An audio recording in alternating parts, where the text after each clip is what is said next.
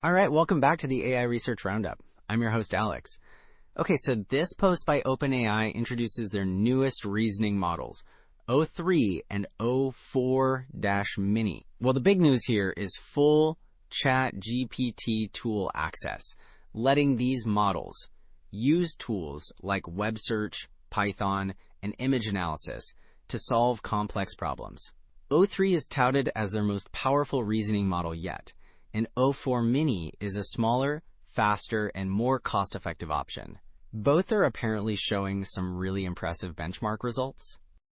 So this article by OpenAI also includes an image of the ChatGPT o3 interface. Well, you can see the prompt bar and options for tools like web search and deep research, which I guess refers to more complex reasoning tasks. This visually confirms that these new models have direct access to these tools within the ChatGPT interface, like the article described. Okay, so that's a pretty big deal for practical usability.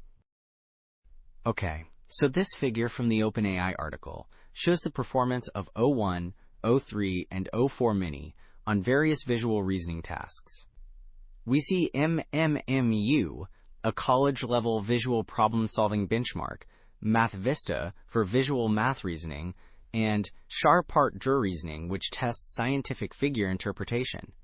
Well, across the board, o3 and o4-mini significantly outperform the older o1 model. This visually highlights the article's claim of state-of-the-art performance in multimodal reasoning, thanks to those new image processing capabilities. Okay, so this figure from the OpenAI article seems to focus on coding and monetary rewards. Well, one chart shows the dollars earned by each model, with o3 High earning the most, significantly more than o1 or o4-mini. Another chart shows accuracy on the Aider polyglot code editing benchmark. Again, o3 models perform best, but interestingly, this time we see both whole and diff scores. So there's clearly some nuance to these code editing results that the article's summary doesn't fully dive into. Okay, so this figure from the OpenAI article shows the accuracy of these new models on airline and retail tasks. Well, it looks like o3 High performs the best overall, especially in retail.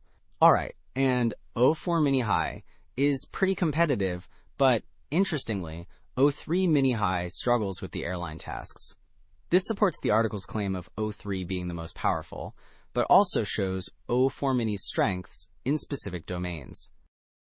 Okay, so this figure from this OpenAI article shows the model actually analyzing an image with ships to identify the largest one.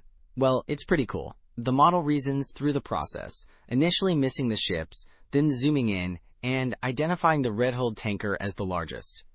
So this visually demonstrates the new image analysis capabilities highlighted in the article, particularly the model's ability to reason about visual information and use tools like zooming to solve a problem.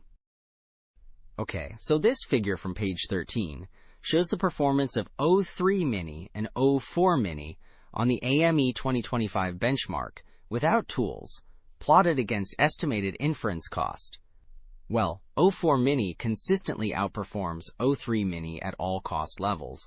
This aligns with the article's claim that o4-mini excels in math, despite being the smaller, more cost-effective model. So, it's interesting to see this trade-off visualized here, between cost and performance.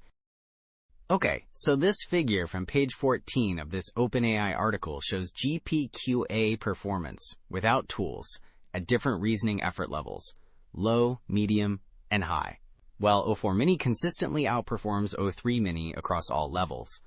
So, similar to the AM benchmark, this further emphasizes o4-mini's strength in reasoning tasks, even without external tools, as highlighted in the article.